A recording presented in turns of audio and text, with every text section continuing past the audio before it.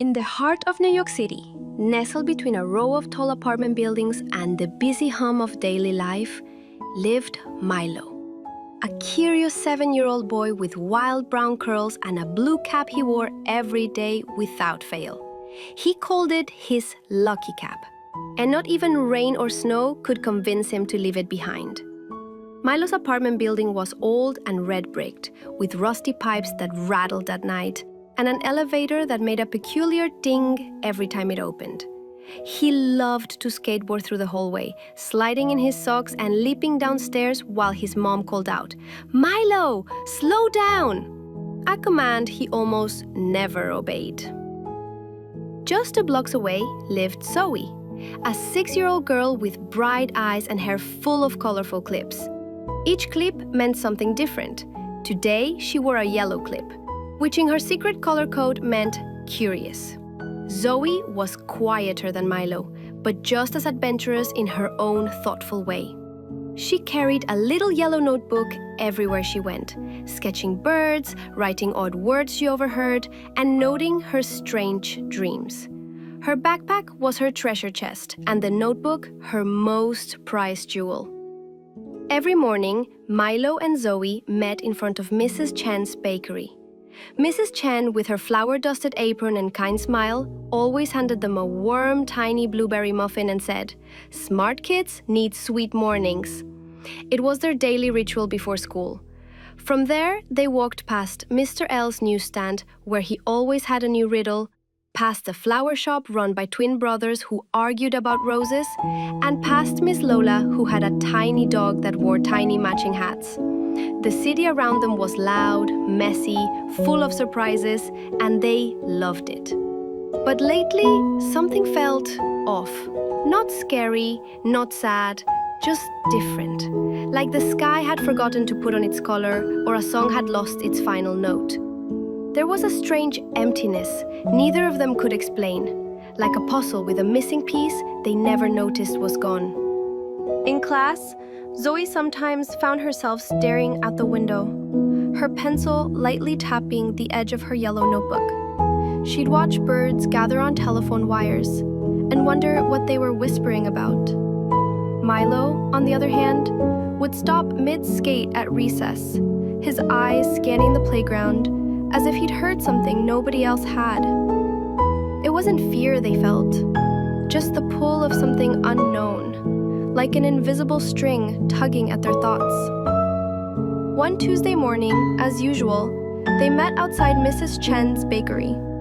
The scent of fresh bread filled the air, and the city buzzed with horns and voices. But instead of hurrying toward school, Zoey stood still in front of the mural painted on the side of the bakery wall. It was a colorful painting of the city. Only in this version, children floated above the rooftops with bright kites and wings made of stars. Milo looked at the mural too. "That kid in the corner," he said, pointing to a figure that seemed only half painted. "He looks lonely." Zoey nodded. "Do you ever feel like we're supposed to be 3? Milo turned to her, skateboard under one arm. "Like a third friend?" "Yeah," Zoey said, flipping to a fresh page in her notebook. "Someone who was meant to be with us, but isn't." Neither of them spoke for a moment. The city roared around them. Dogs barked, people shouted about coffee, and the subway rumbled underground. But for Milo and Zoey, everything else faded. That single thought lingered in the air between them, like a feather drifting down. Milo pulled a crumpled napkin from his pocket and scribbled on it with a red pen. He handed it to Zoey. In bold letters, it read, "Who is not here yet?" Zoey smiled. She carefully taped it into her notebook without saying a word. She didn't need to. That moment said everything. And neither of them knew it yet, but that single question, a whisper in the city noise, was the start of something extraordinary. That afternoon, school felt different. The math problems looked the same. The chalk squeaked as always, and the clock ticked painfully slow. But Milo and Zoey weren't really in the classroom anymore, not in their minds. They were thinking about the napkin, about the mural, about the feeling of someone missing. After school, instead of going straight home, they took a different route. One that curved through narrow alleys and small, forgotten corners of the city.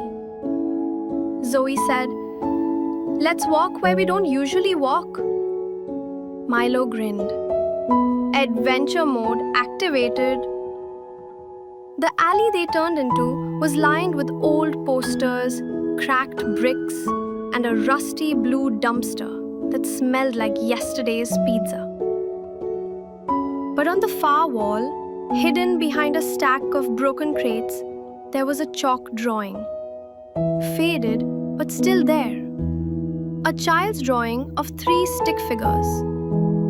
One had a hat like Milo's. One had long hair and a notebook. The third figure had no face. Zoey froze. "That's us," she whispered. Milo crouched to look closer. And the third, they didn't finish the face. Zoey pulled out her phone and took a picture. "Maybe it's someone trying to tell us something." Milo leaned back. "Or maybe we drew this before and forgot." Zoey shook her head. "I'd never forget something like this." As they stood there, a breeze moved through the alley, lifting a piece of paper from the trash. It floated past them and landed at Zoey's feet. She picked it up.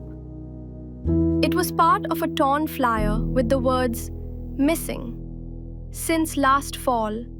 If you know anything." The rest was smudged. But the name on it, barely visible, was Leo. Milo felt a shiver. "Do you know any Leo?" Zoey shook her head slowly. "No, but maybe we're supposed to." They left the alley quietly, the city pressing back in around them. But now, the streets felt less familiar. Shadows looked longer. The wind whispered in strange ways. Back home, Zoey added the photo of the chalk figures to her notebook. She drew a question mark next to the third stick figure. Then, just under the taped napkin, she wrote, "Leo, the missing piece." That night, Milo couldn't sleep.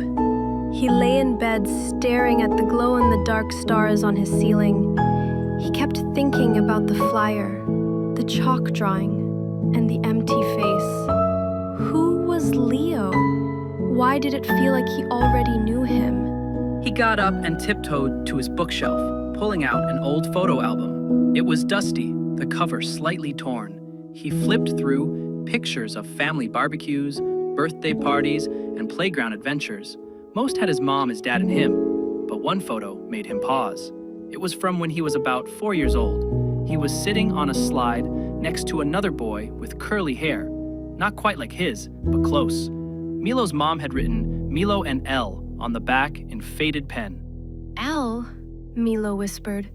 "Could that be Leo?" Down the street, Zoey also sat awake, her notebook open, pencil tapping her lip. She remembered a dream she'd had as a toddler. A playground, laughter, and a boy who shared his snack with her. She had always thought it was just a dream, but now she wasn't sure. She flipped back through her old entries. One stuck out. Dream. A boy with blue shoes and a paper airplane. She drew the boy from her memory and stared at it. Something about him felt real, familiar, not like a dream at all. The next morning, Milo and Zoey met in front of the bakery again. Mrs. Chen handed them muffins, but they barely noticed. "I think I found something," Milo said, holding up the photo. Zoey's eyes widened. I think I dreamed of him before. They stood in silence, watching the city wake up around them. And then, Milo said the words that would begin their real adventure. We have to find out who Leo is.